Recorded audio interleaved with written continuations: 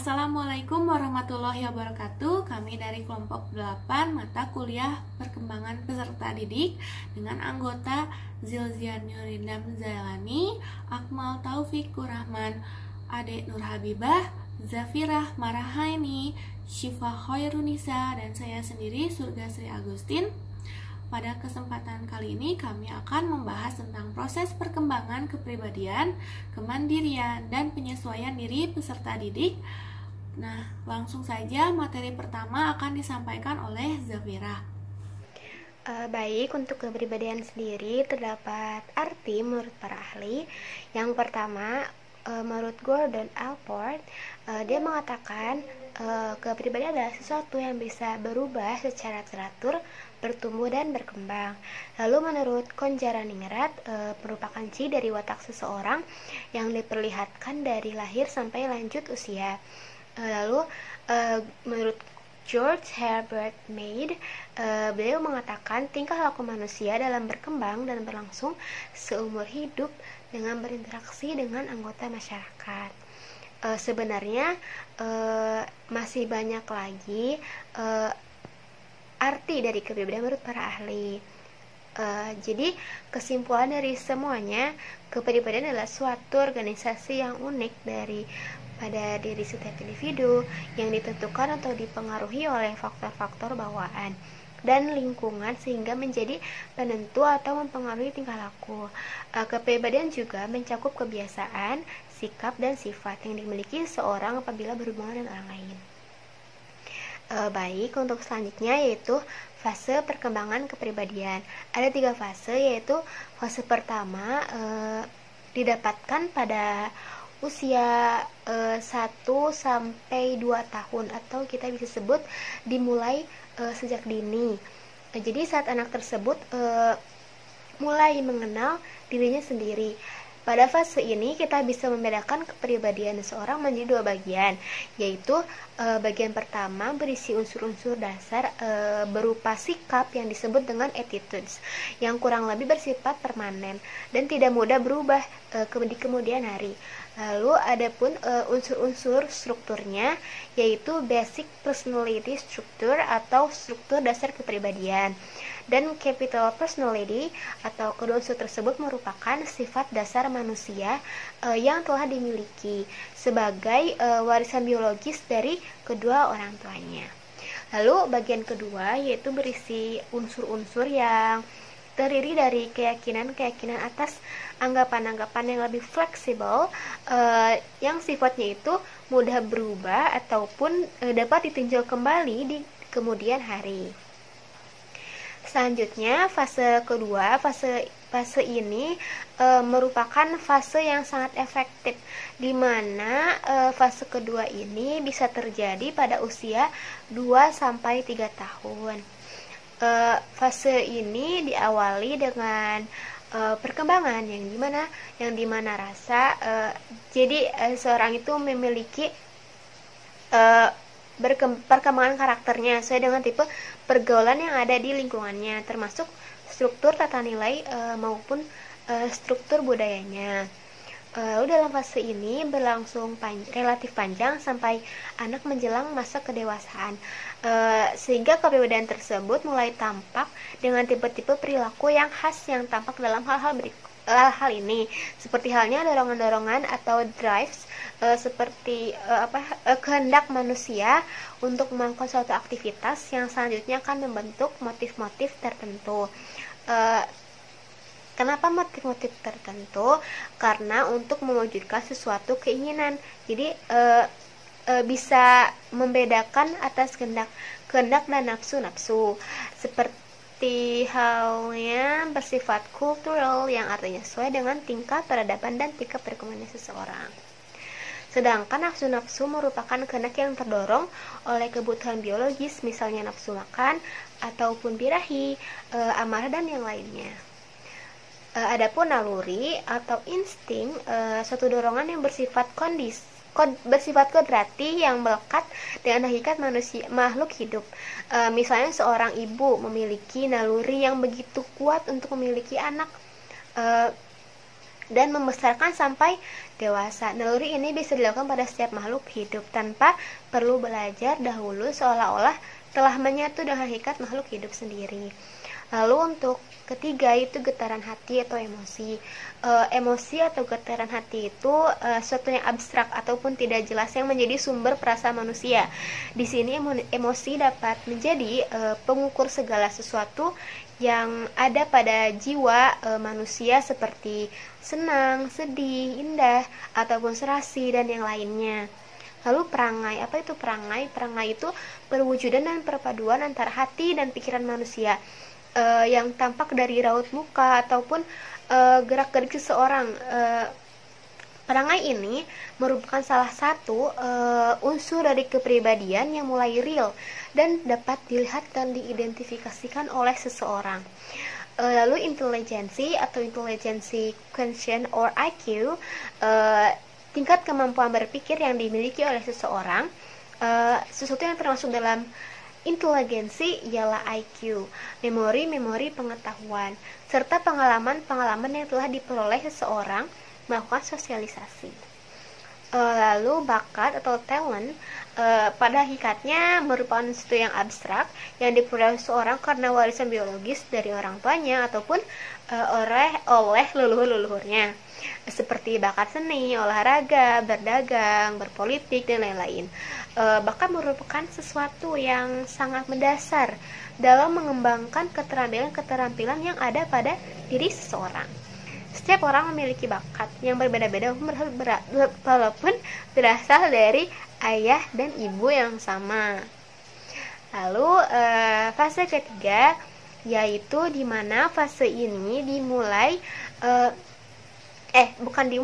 fase ini terakhir yang ditandai dengan semakin stabilnya perilaku-perilaku yang khas dari orang tersebut.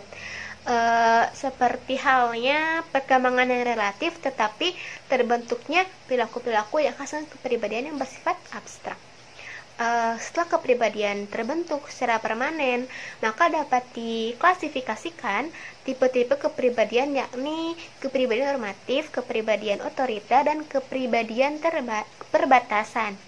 Apa itu kepribadian normatif? Kepribadian normatif itu adalah tipe kepribadian yang ideal, yang dimana seorang memiliki prinsip yang kuat untuk menerapkan nilai-nilai sentral yang ada dalam dirinya sebagai hasil sosialisasi pada masa sebelumnya. Lalu untuk kepribadian otoriter terbentuk mulai proses sosialisasi individu yang lebih mementingkan kepentingan diri sendiri daripada kepentingan orang lain. Situasi ini sering terjadi pada anak tunggal, anak yang sejak kecil mendapat dukungan dan perlindungan dari orang-orang sekitar ataupun orang tuanya sendiri. Lalu kepribadian perbatasan atau marginal man, ini merupakan tipe kepribadian yang relatif labil, lebih di mana ciri khas dan prinsip-prinsip dan perilakunya seringkali mengalami perubahan-perubahan sehingga seolah seorang itu memiliki lebih dari satu corak kepribadian. Seorang dikatakan memiliki kepribadian perbatasan adalah karena proses perkawinan atau karena situasi tertentu hingga mereka harus mengabdi pada dua struktur budaya masyarakat yang berbeda.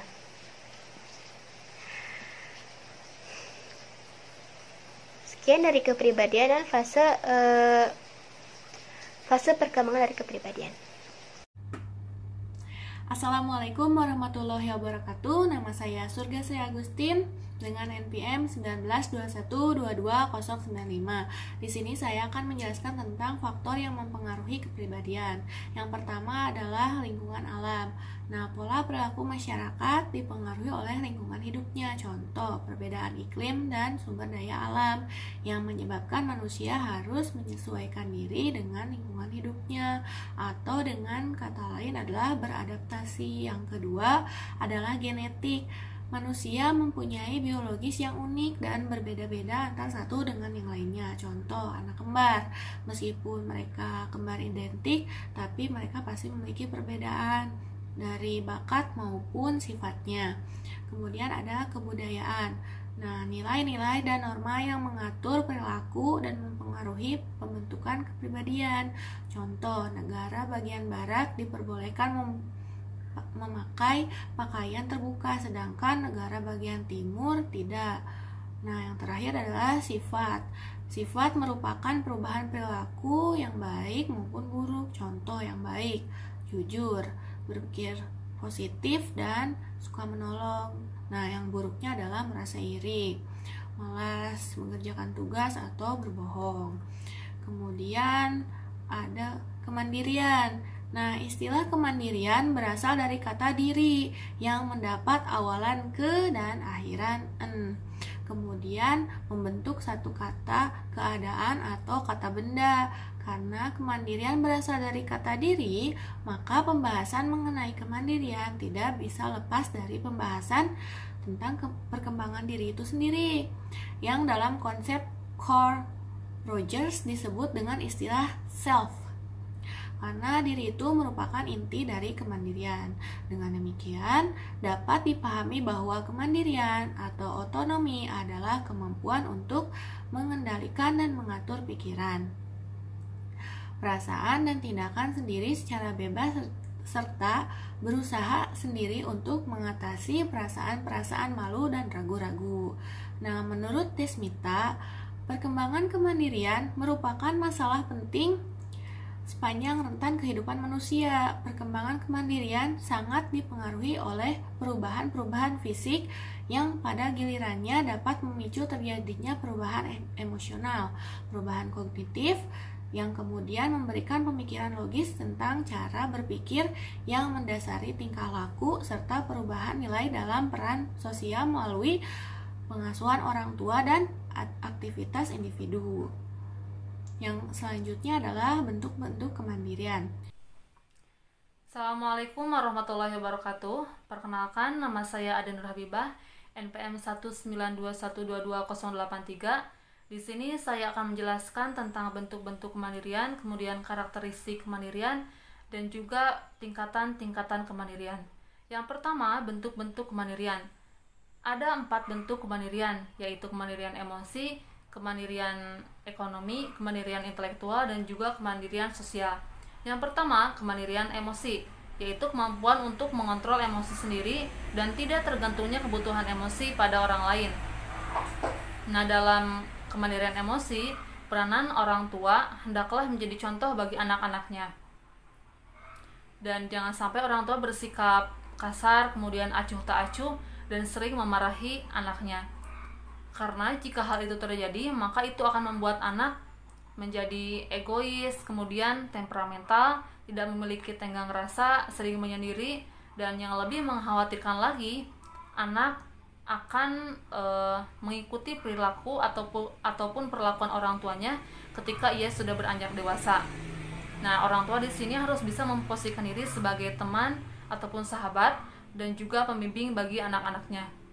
Yang kedua yaitu kemandirian ekonomi, yaitu kemampuan untuk mengatur ekonomi sendiri dan tidak tergantungnya kebutuhan ekonomi pada orang lain. Misalnya dengan rajin menabung dari menyisihkan uang jajan.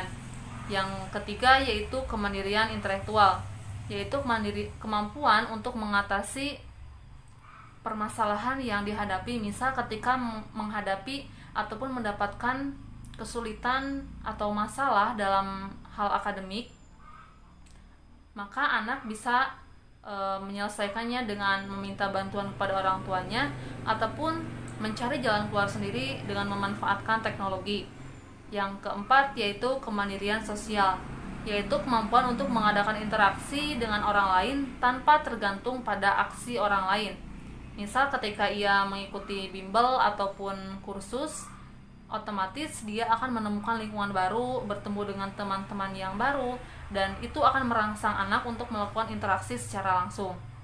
Nah, bentuk-bentuk kemandirian tersebut merupakan faktor yang mempengaruhi kemandirian, mulai dari kemandirian emosi, kemudian kemandirian ekonomi, intelektual, dan juga kemandirian sosial. Nah, dalam pembentukan kemandirian, peranan orang tua juga sangat dibutuhkan untuk mendukung terbentuknya kemandirian anak ataupun peserta didik. Materi selanjutnya yaitu karakteristik dari kemandirian.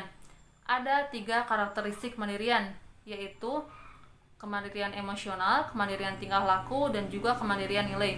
Yang pertama, kemandirian emosional, yaitu kemandirian yang menyatakan perubahan kedekatan hubungan emosional antar individu, khususnya dengan orang tua. Yang kedua yaitu kemandirian tingkah laku, yaitu kemampuan untuk melakukan ataupun memutuskan sesuatu tanpa tergantung kepada orang lain dan dilakukannya secara tanggung jawab. Yang ketiga yaitu kemandirian nilai, yaitu kemampuan untuk memanai seperangkat prinsip tentang benar dan salah, dan juga tentang apa yang penting dan apa yang tidak penting. Materi yang selanjutnya yaitu tingkatan-tingkatan kemandirian. Ada 6 tingkatan kemandirian. Yang pertama, tingkat impulsif dan melindungi diri. Ciri-cirinya yaitu peduli terhadap kontrol dan juga keuntungan yang dapat ia peroleh dari interaksinya dengan orang lain. Yang kedua yaitu berpikir tidak logis. Yang ketiga yaitu mengikuti aturan secara spontanistik dan hedonistik. Dan yang terakhir yaitu cenderung mencela ataupun menyalahkan orang lain serta lingkungannya. Tingkat yang kedua yaitu tingkat konformistik. Tingkatan ini memiliki ciri-ciri yaitu peduli terhadap penampilan diri dan penerimaan sosial, kemudian takut tidak diterima oleh kelompok, kemudian perbedaan kelompok didasarkan atas ciri-ciri eksternal, dan yang terakhir yaitu merasa berdosa jika melanggar aturan. Nah, tingkatan yang ketiga yaitu tingkat sadar diri. Ciri-cirinya yaitu mampu berpikir alternatif, kemudian melihat harapan atau berbagai kemungkinan dalam setiap situasi, yang kemudian berpikir cara hidup. Yang selanjutnya yaitu lebih menekankan pada pentingnya memecahkan masalah, dan yang terakhir yaitu mampu beradaptasi dengan situasi dan peranan. Tingkat yang keempat yaitu tingkat saksama. Ciri-cirinya yaitu sadar bahwa dirinya merupakan pelaku tindakan dan pembuat pilihan. Yang kedua yaitu sadar akan tanggung jawab. Yang ketiga yaitu memiliki tujuan hidup.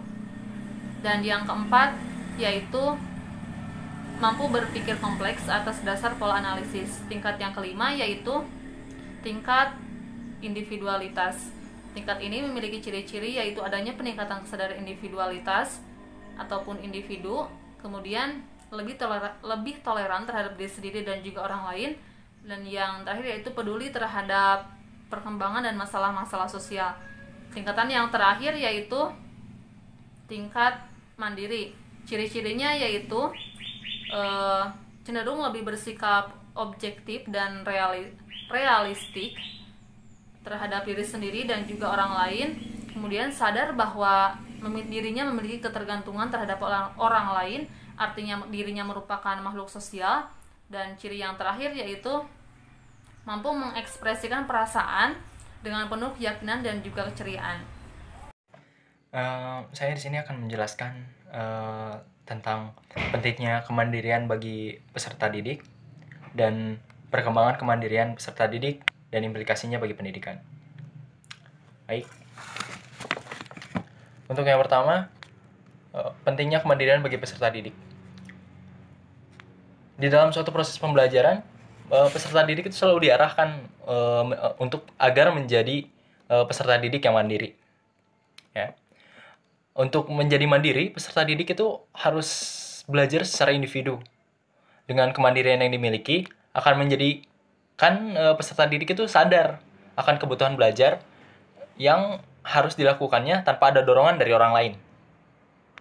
Kemandirian itu tumbuh dan berkembang berdasarkan 2 faktor. Faktor yang pertama itu kedisiplinan. Faktor kedisiplinan ini itu seperti adanya aturan bertindak secara otoritas, seperti itu ya. Untuk yang kedua yaitu komitmen terhadap kelompok. Kemandirian itu sendiri berkembang melalui proses keragaman manusia dalam kesamaan dan kebersamaan, bukan dalam kevakuman dan kemandirian. Maksudnya dalam kesendirian. keadaan kemandirian itu akan muncul ketika peserta didik itu mau belajar. Dan sebaliknya, kemandirian tidak akan muncul jika peserta didik tidak mau belajar sama sekali. Lalu untuk yang selanjutnya, anak yang mempunyai kemandirian belajar itu mempunyai ciri-ciri diantaranya. Yang pertama, dapat menemukan identitas dirinya sendiri. Ya. Yang kedua, itu mempunyai inisiatif dalam setiap langkah yang diambilnya. Lalu yang ketiga, mempunyai pertimbangan dalam melakukan tindakan-tindakan yang akan dilakukannya ke depannya. Seperti itu. Yaitu mempertimbangkan apa yang akan terjadi ke depannya ketika dia melakukan sesuatu hal. Lalu yang keempat, bertanggung jawab atas apa yang telah dia lakukan atau yang akan dia lakukan. Dia berpikir terlebih dahulu tanggung jawab apa yang harus dia emban pada saat dia akan melakukan sesuatu, seperti itu. Lalu yang kelima, yaitu dapat mencukupi kebutuhan-kebutuhannya. Maksud kebutuhan di sini itu bukan kebutuhan pangan dan sandang ya. Kebutuhan di sini maksudnya kebutuhan dia untuk belajar gitu. Apa yang dia butuhkan, apa yang mungkin kurang dia butuhkan, itu dia bisa memilah dan memilih. Seperti itu ya. Lalu yang selanjutnya, saya akan menjelaskan tentang perkembangan kemandirian peserta didik dan implikasinya gitu kan. Nah, setelah apa yang kita dapat dari atas soal perkembangan kemandiriannya sendiri dari peserta didik, kita otomatis dapat menyimpulkan implikasinya bagi pendidikan ya. Yaitu implikasi perkembangan kemandirian dan peserta didik itu dalam mengembangkan proses belajar dan mengajarnya, yaitu mendorong anak untuk berpartisipasi aktif ya dalam pengambilan keputusan dalam berbagai kegiatan di lingkungannya, mau itu di rumahnya, mau itu dia pada saat berkelompok, kerja kelompok, atau pada saat di sekolah, pada saat diskusi, seperti itu ya. Lalu yang selanjutnya, memberikan kebebasan kepada anak untuk mengeksplorasi lingkungannya dan mendorong rasa ingin tahu si peserta didik tersebut. Lalu untuk yang selanjutnya, mendorong rasa ingin tahu si peserta didik ya. Dari pengembangan yang pendidikan yang tadi, kita bisa melihat peserta didik yang mulai muncul rasa ingin tahunya gitu dalam pendidikan. Lalu yang selanjutnya, penerimaan positif dia tanpa syarat yang berlebih dan kekurangan si anak. Tidak membeda-bedakan anak yang satu dengan yang lainnya gitu. Dia pasti bisa berteman dengan yang lainnya. Implikasinya dia bagi pendidikan itu kayak dia tuh tidak akan membeda-bedakan si A dan si B, mau ya si kaya atau si miskin, ataupun mungkin yang ya si pintar dan si kurang pintar, seperti itu ya. Lalu yang selanjutnya, dia bisa menjalin hubungan yang harmonis dengan anak-anak sebayanya, yang seusianya, yang mungkin di kelasnya atau mungkin di lingkungannya sendiri. Dia bisa masuk ke dalam lingkungan tersebut ya. Itu adalah salah satu implikasi dari perkembangan kemandiriannya si peserta didik tersebut. Lalu yang selanjutnya, tentu itu semua akan membentuk pribadi peserta didik dan akan memajukan pendidikan secara keseluruhan jika peserta didik tersebut sudah memiliki perkembangan kemandiriannya sendiri, seperti itu ya. Lalu implikasinya ke dalam dunia pendidikan itu sangat penting ya untuk perkembangannya begitu pesat. Mungkin sekian dari saya. Mungkin jika ada pertanyaan bisa ditanyakan di kolom komentar. Terima kasih. Perkenalkan, nama saya Sifa Hairunisa, NPM 1921221114. Di sini saya akan menjelaskan tentang penyesuaian diri dan aspek-aspek penyesuaian diri yang sehat. Yang pertama, pengertian penyesuaian diri. Tingkah laku penyesuaian diri diawali dengan stres, yaitu suatu keadaan di mana lingkungan mengancam atau membahayakan keberadaan atau kenyamanan diri seseorang. Menurut Foreman, berfungsinya self-system pada seseorang melibatkan beberapa asumsi yang dibuat sendiri oleh individu yang bersangkutan. Asumsi-asumsi tersebut meliputi yang pertama, reality assumption, yaitu pandangan individu mengenai dirinya sendiri, apa yang dipikirkannya, siapa dirinya, dan apa sebenarnya sifat dari lingkungannya.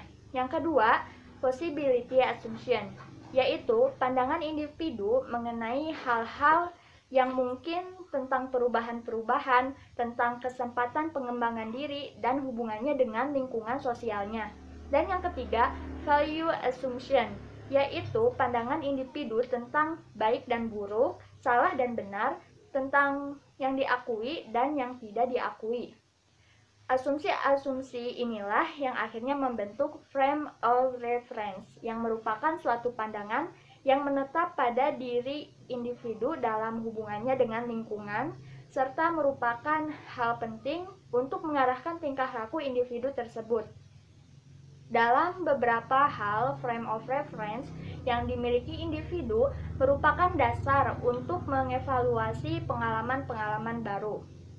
Perbedaan individu ini menyebabkan konsep penyesuaian diri menjadi relatif sifatnya, sehingga tidak dapat dibuat suatu pilihan cara-cara dalam menghadapi stres tertentu secara pasti.